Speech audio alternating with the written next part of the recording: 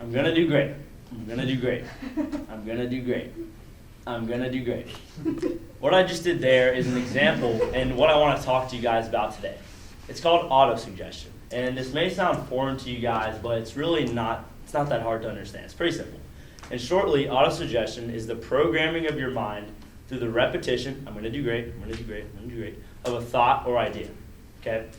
And why listen to me about this? Well, I read a lot of books actually on this concept of autosuggestion, and this summer I flew to Phoenix and I saw a seminar, and I listened to a man named Bob Proctor speak, which is one of the world's greatest speakers on prosperity, and he knows a great deal about this subject, and he talked a lot about autosuggestion.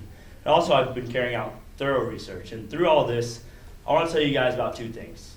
First being that we have our minds, right? And it can be thought of as two parts, the conscious and subconscious.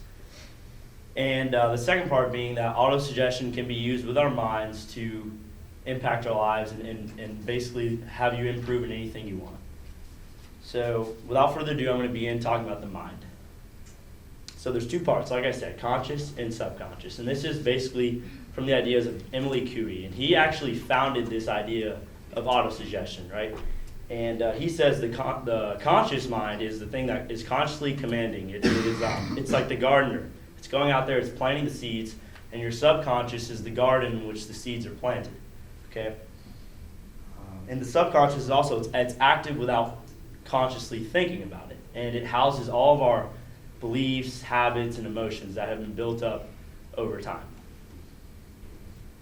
Bob Proctor, who's actually I went and I saw and I listened to in Phoenix, he's like the Muhammad Ali of personal development and autosuggestion. He knows a lot about this stuff, like I said, and he's been teaching millions of people how to change their lives just using their minds. So he's a really interesting guy.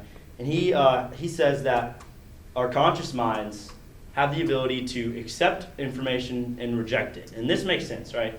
If someone says 2 + 2 = 5, we can be like, no, that's not true, and we can reject that information. But whatever we accept consciously, whatever thought or idea we accept consciously will then be impressed onto our subconscious mind, and that'll start to build up. So, and the subconscious mind has no ability to reject anything. So even if it's a lie, you can feed your subconscious mind a lie if you consciously accept it, right? And then it'll be passed on and impressed.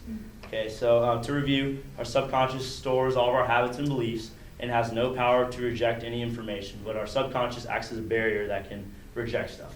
So now this is where autosuggestion comes into play. It's a way to voluntarily implant an idea in your mind, okay?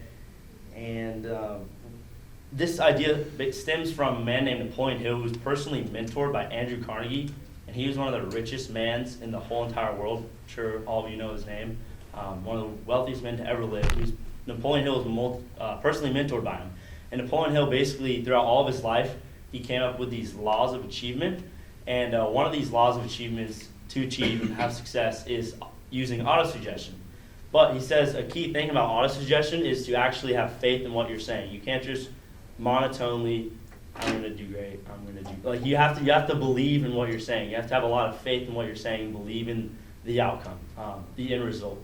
So that's the key, though. You have to believe. So lastly, with that faith and by programming your mind through the repetition of a thought or idea, which is autosuggestion, that can cause a response in our body and our minds. Okay, and Emily Coué, he actually wrote in his book in 1922, titled "Self-Mastery Through Conscious Autosuggestion," how he cured many people because he specialized in psychotherapy. He cured some fantastic cures, and cured things like kidney disease, heart disease, bronchitis, migraines, and even someone that was paralyzed. He cured that through autosuggestion, so it's pretty astounding. And also, in a peer-reviewed research article by the Carnegie Mellon University Review Board in 2013 that was sponsored by a government agency, showed that autosuggestion improved problem-solving performance in underperforming chronically stressed individuals. So what's that mean? Problem-solving abilities, those can be widely applicable. Think of it. We run into problems every day in our relationships, in school, in business.